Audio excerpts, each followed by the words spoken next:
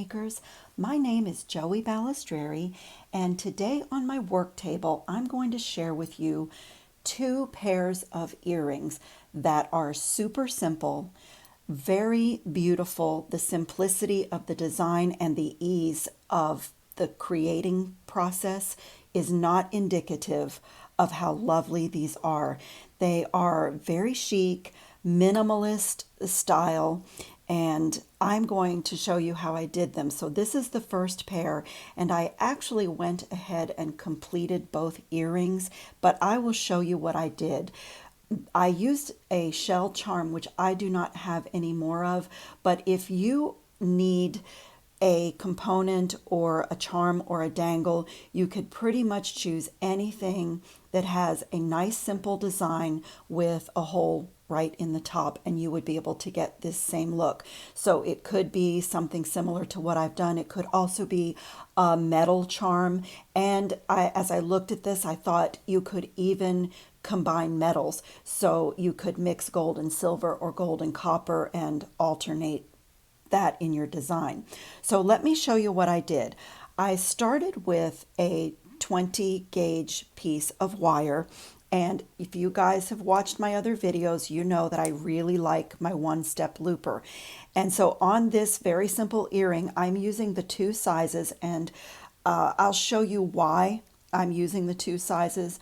For the top part that connects to the ear wire, we're going to do a loop with the 1.5 millimeter loop size. So I'm simply going to put that in the one-step looper, give that a little squeeze with my hand, center that loop on the wire, and remove the tool.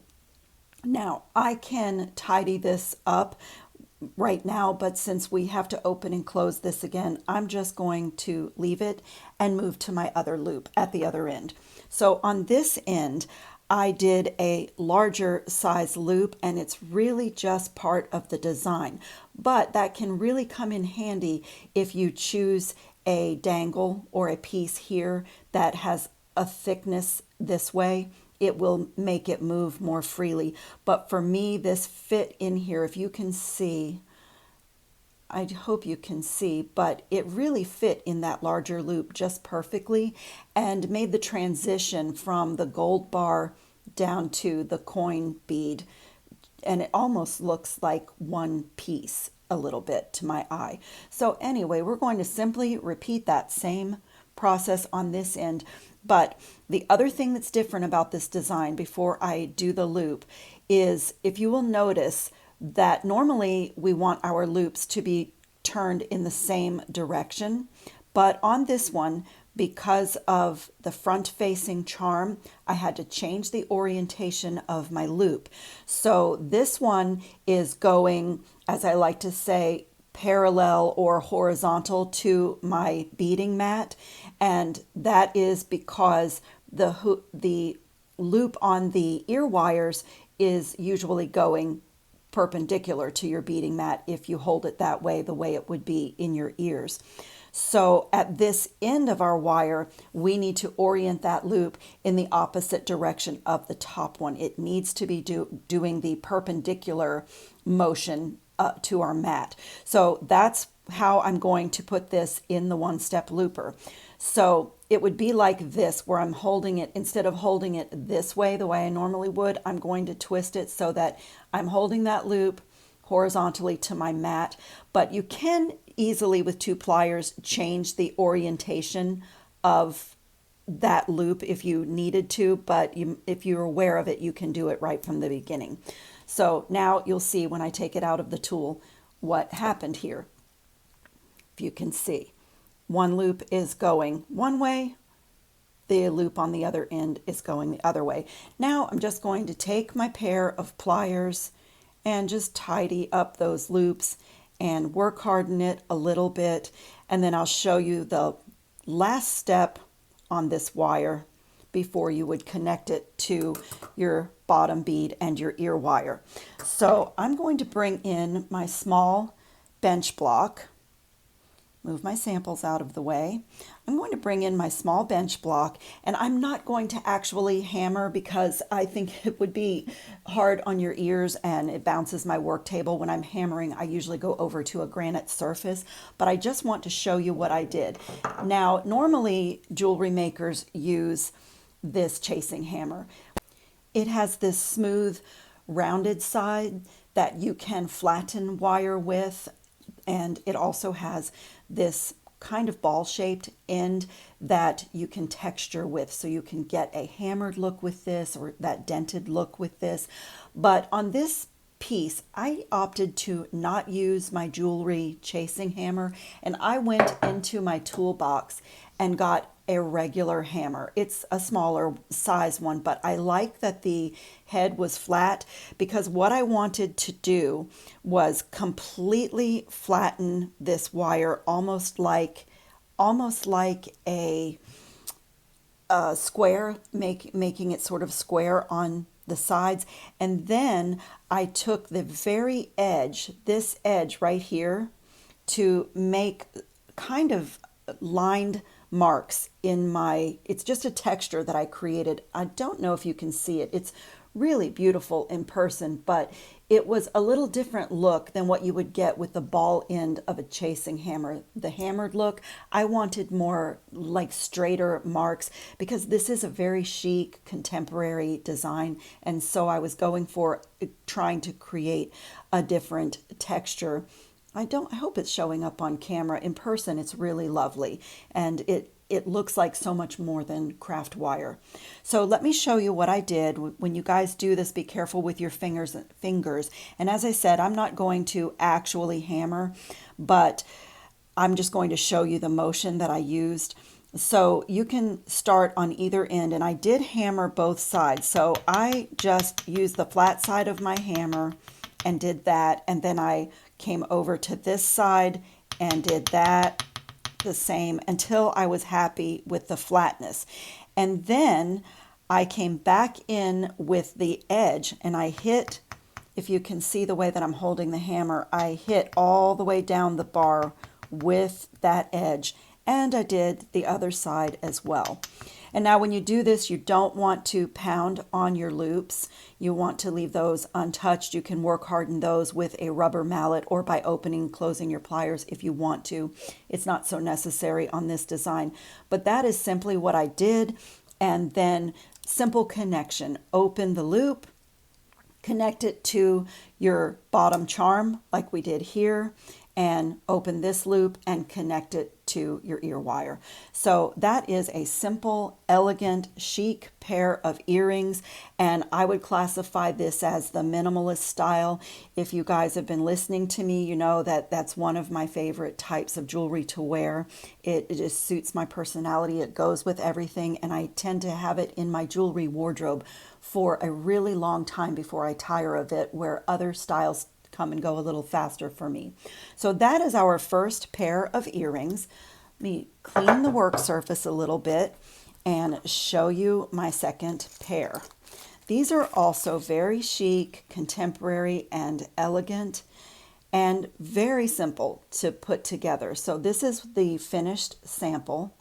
It's creating a bar or a linear design using beads and seamlessly going into a dagger bead, which is the drop. So let me show you the components that went into this. I had these check glass gold 6mm bicone beads, which I purchased from Howcraft from their website before they closed down their e-commerce website.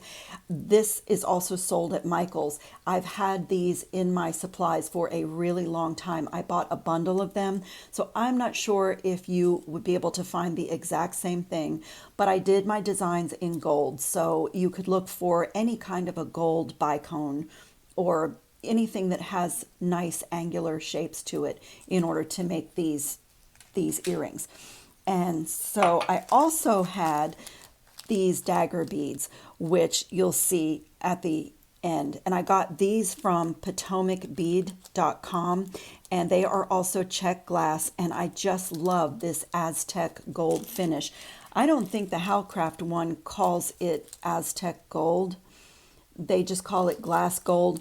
But as you could see in the earring, the two finishes, they were both check glass and they are identical, and it's really beautiful. It creates a linear design in the earring and just a seamless transition from the beads into the drop on the earring. So I really love that look. And then I used cube beads that I have had in my supplies for 100 years. I don't have any idea where I got these, but cube beads are not that hard to find, and you could really substitute these for another bead. These were lovely. They're quite small and they had a gold lining, so they were perfect for my gold linear design. My goal in this design was to create a linear design using more contemporary shapes and finding beads that had different lines besides what we have so much of in our supplies, the round beads and the druck beads. So I hope that you'll be able to find something in your own supplies that you see in that way, which cube beads work really well, and they're not that difficult to find. I'm just sorry that I can't tell you exactly what these are, but it gives you an idea of where I was going with my design idea, and hopefully you'll be able to duplicate it from your own supplies. So let's put this one together. Let me clean off my beading mat here. So here's our sample, and I'll set those sample ones aside. And so I have one of these really pretty gold ear wires, and it takes 3 of those check glass gold bicone beads and 2 of the cube beads and then a dagger bead. And then also I have a piece of 24 gauge gold round German style craft wire. So before I put this together, I'll just remind you that you can modify this design if you want this bar look, this straight linear look, to be more elongated, which the shoulder duster earrings were a huge trend in 2023, and I am seeing it on the runway going into 2024. You could very easily add length to this, and if you would prefer it shorter, you could do it where it was more petite and, you know, more simple. So let's put this together. It's a very beginner friendly project, but it is a little bit different because we're almost using this 24 gauge wire as bead stringing wire and not so much as wire, if that makes sense. So the first thing we'll do is take our gold dagger bead. And you know, I'll just at this point also mention that if you had something else that you liked the shape of or that had contemporary lines, you could use that. What comes to mind is a briolette crystal or anything unusual that was drilled from side to side at the top, the way a briolette bead is made. But I happen to like the dagger beads, and again, very contemporary shape for me, so I liked that. So once that dagger bead is strung down to the middle of a piece of craft wire, and I did not measure this, I just cut off a piece and gave myself plenty of extra wire because I wanted to have space to twist this wire before I create the loop. So be generous with yourself. My beading mat is about 14 inches, and I would guess that this is around a 14-inch piece of wire. You know, I measure with my heart, but for those of you that like actual measurements, I would say 14 inches or so would give you enough. So very simply, once the center drop is in the middle of that wire, we're just going to pinch it together, and it's very soft, very easy to work with wire. Let me get my bent chain nose pliers and my chain nose pliers, and I'm just going to gather this up. I want it to be pinched pretty neatly there. You could see how the wire disappears into the bead. And as you could see there, we are going to string both of these wires, which it probably seems like it won't fit, but it actually does. We're going to string both of those wires through the check glass bead. Now I want to push that bead down to the, if you could see what happened there, I want to push it down so that both earrings are the same. So that means I have to tighten up my wire a little bit right here. Just be gentle when you're working with this very small gauge wire because it will break much easier. You can stress it and break it much easier than you can with the larger gauges of wire. And then it's really simple stringing project. Next, I did my gold lined cube beads. And this is where you could make the determination to make this linear design longer or shorter. And of course, depending on the beads that you've chosen to use with it, you can adjust the pattern, which it could be all cube beads going down to a dagger.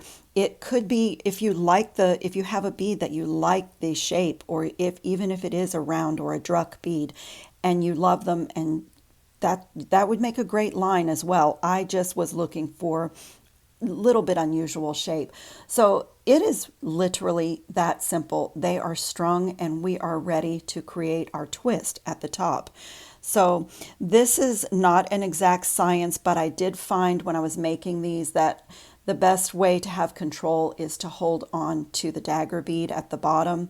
And it's a little awkward at first when you start twisting, but once you get that twist going a little bit, it goes much easier. Then I just was able to get a hold of that bottom drop bead, in my case the dagger, and I'm just going to twist. And you can see that I've misshapen my line of beads a little bit, but that's okay. With this small gauge wire, that happens. We can tidy that up at the end. So the reason I did this twist is because this wire is so small and I wanted to have a little unusual shape at the top of my wire wrapped loop.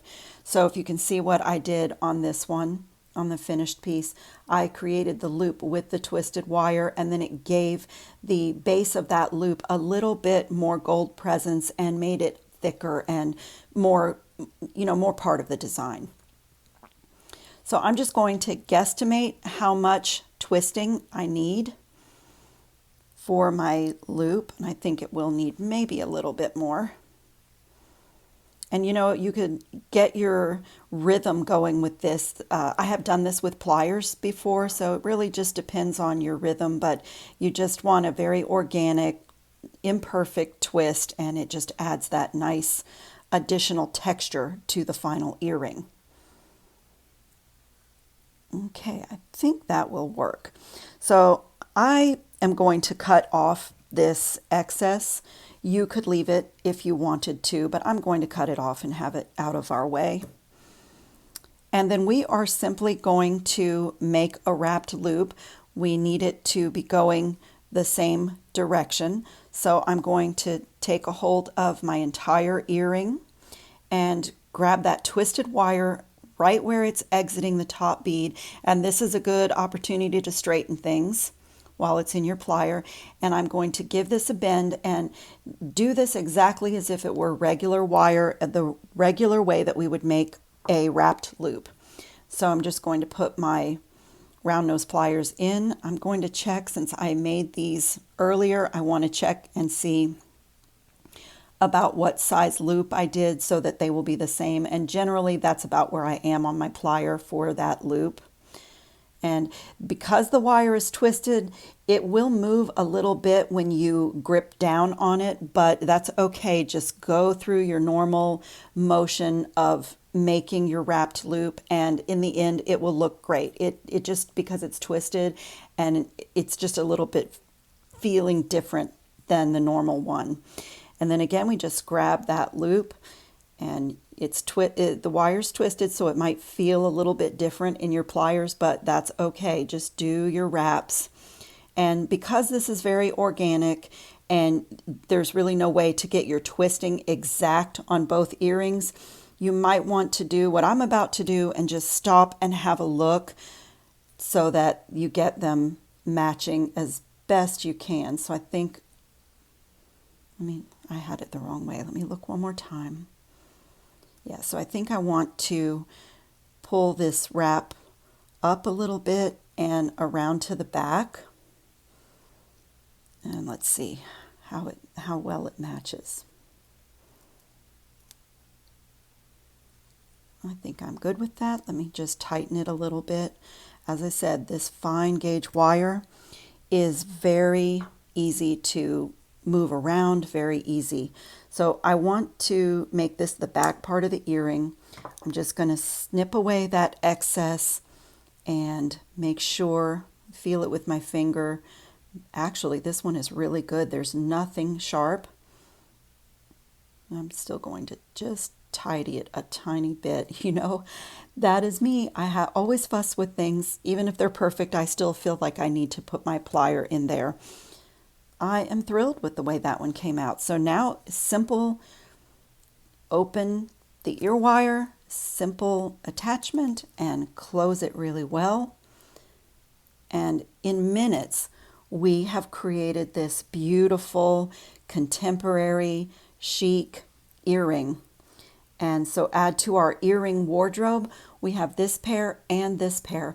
I love the elegance of white and gold, and I wear it a lot. And it looks also great with black and with other colors in your wardrobe. But I think these are going to be beautiful for going to the end of this year and into spring of 2024. I have been watching the runway shows and gleaning what I've seen the designers putting on their models. And so it really inspired me to make some more contemporary and fresh earrings. So I hope that one or both of these designs will spark your creativity, that you'll go into your supplies and find something that you really love the look of, and that you will create the one or more of these for yourself. So I just want to take a minute to thank you all for being with me, and I really appreciate everyone's support, and I really hope you'll subscribe to my channel and hit the little bell, tap that notification bell so that you won't miss what's coming up on my channel. Thank you again to all my beading friends. Ciao, jewelry makers.